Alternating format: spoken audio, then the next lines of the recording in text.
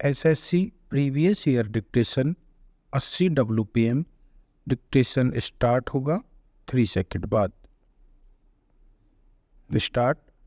महोदय, मैं एक ऐसे विषय पर अब बोलने जा रहा हूँ जो इस देश के सामने एक बहुत बड़ी समस्या बना हुआ है।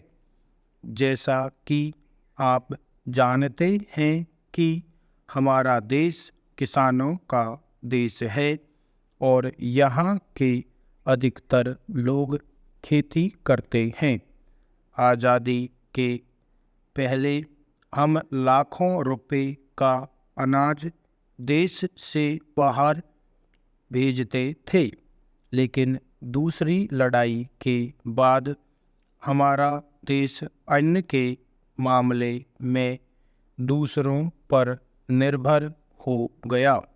मुझे याद है जब पहली लड़ाई हुई उस समय अनाज बहुत सस्ता था। दूसरी लड़ाई के बाद हमारे देश में अन्न बहुत महंगा हो गया। उस समय सरकार ने खेती की ओर पूरा ध्यान नहीं दिया। पहले हमारे देश के बाजारों में लाखों मन अनाज पड़ा रहता था। गांवों में भी लाखों मन अनाज पड़ा रहता था। इस तरह से लाखों मन अनाज हमारे देश में जमा रहता था और देश के लोग बड़े आराम से रहते थे। उस समय अनाज बहुत सस्ता था, लेकिन आज आप देखें कि अनाज बहुत महंगा हो गया है। हमें इस बात पर विचार करना है कि यह हालत क्यों पैदा हुई है। बड़े दुख के साथ मुझे यह कहना पड़ता है कि हमारी सरकार को खेती पर जितना ध्यान देना चाहिए था उतना ध्यान नहीं दिया गया, जिसका परिणाम यह हुआ कि जितने अन्न की आवश्यकता थी वह भी हमारे पास नहीं रहा और हमको अमेरिका से करोड़ों रुपए का अन्न मंगवाना पड़ा। यह हमारे देश के लिए बड़े शर्म की बात है। किसानों की समस्या के हल के लिए जिन चीज़ों की ज़रूरत है उसकी ओर सरकार को ध्यान देना चाहिए, जैसे कि पानी, बीज एवं खाद आदि। सबसे पहले पानी की ज़रूरत है, जिसके लिए देश में सिंचाई की व्यवस्था पर जोर दिया जाना चाहिए। पानी के बाद खेती के लिए बीज एवं खाद की भी ज़रूरत है।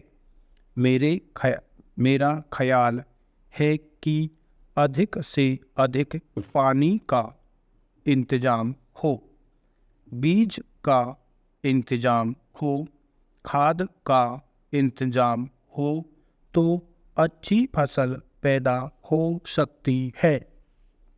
मेरा सरकार से निवेदन है कि पानी, खाद एवं बीज आदि की सुविधाएं किसानों को समय पर दिलाई जाएं, जिससे अपने देश में अन्न की उपज अधिक हो। मैं समझता हूँ कि ऐसा करने से देश की उन्नति ही होगी और किसान सुखी रहेगा और हमें बाहर से अनाज नहीं मंगवाना पड़ेगा। बाहर से अनाज मंगवाने से हमारे देश के आत्मसम्मान को बड़ी ठेस पहुंचती है। आज 2-3 और समस्याएं हमारे देश के सामने खड़ी हैं। एक सबसे बड़ा सवाल हमारे सामने अनाजों का है। तीसरी पंचवर्षीय योजना के अंत में हमने कल्पना की थी कि हम तमाम साधनों को जुटाकर अपने लक्ष्य के अनुसार अनाज उत्पन्न करेंगे। यह हमारा एक वास्तविक दृष्टिकोण है।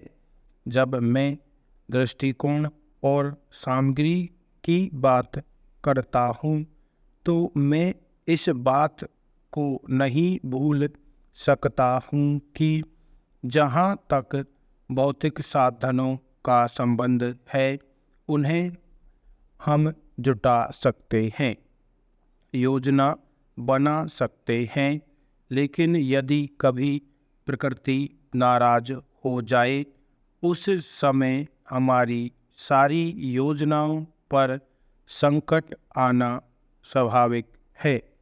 हम चाहते थे कि बाहर से अनाज न मंगवाएं। बाहर से अनाज मंगवाने से हमारे आत्मसम्मान को बड़ी ठेस पहुंचती है और यह आत्मसम्मान किसी राष्ट्र के जीवन में सर्वोपरि होता है। वर्तमान की स्थिति में कोई ऐसी बात नहीं है जो हम जनता से छिपाना चाहते हैं या सदन से छिपाना चाहते हैं। हमने अपने सारे उत्पादन और अपने भंडार को साफ बतलाया है। हमने चेतावनी दी है कि हमारे पास अनाज बिल्कुल नहीं है। अंतर्राष्ट्रीय स्थिति भी आप देख रहे हैं।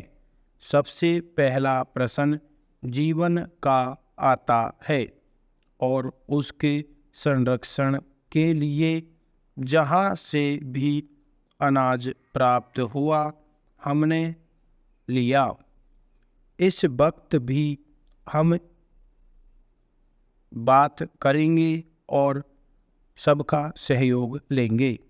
हम स्वावलंबी होना चाहते हैं, उत्पादन भी बढ़ाना चाहते हैं, लेकिन जब प्रकृति के प्रकोप का हम पर असर पड़ता है तब हमारी चिंता बढ़ जाती है। लेकिन फिर भी एक आश्वासन यह भी है कि हमारी सरकार परिस्थितियों का अध्ययन करके उसके निर्माण का साहस और क्षमता रखती है। तो कोई कारण नहीं है कि हम स्थिति का मुकाबला न करें। आजकल एक अशांति का वातावरण पैदा करने का कोशिश की जा रही है। विद्यार्थियों को भड़काया जा रहा है। अन्य देशों का उदाहरण देकर इस देश में क्रांति की बात की जा रही है। अन्य देशों में क्या हुआ मैं उस ब्यौरे में नहीं जाना चाहता। विद्यार्थी समाज के सामने आज 2 सवाल हैं और हम यह चाहते हैं उनका समाधान वे स्वयं करें। एक है अध्ययन का और दूसरा है आंदोलन का। है यह निर्णय उनको लेना होगा कि वे अध्ययन करना चाहते हैं या आंदोलन करना चाहते हैं। जहाँ तक अध्ययन का प्रश्न है, इस दिशा में चिंतन करना होगा।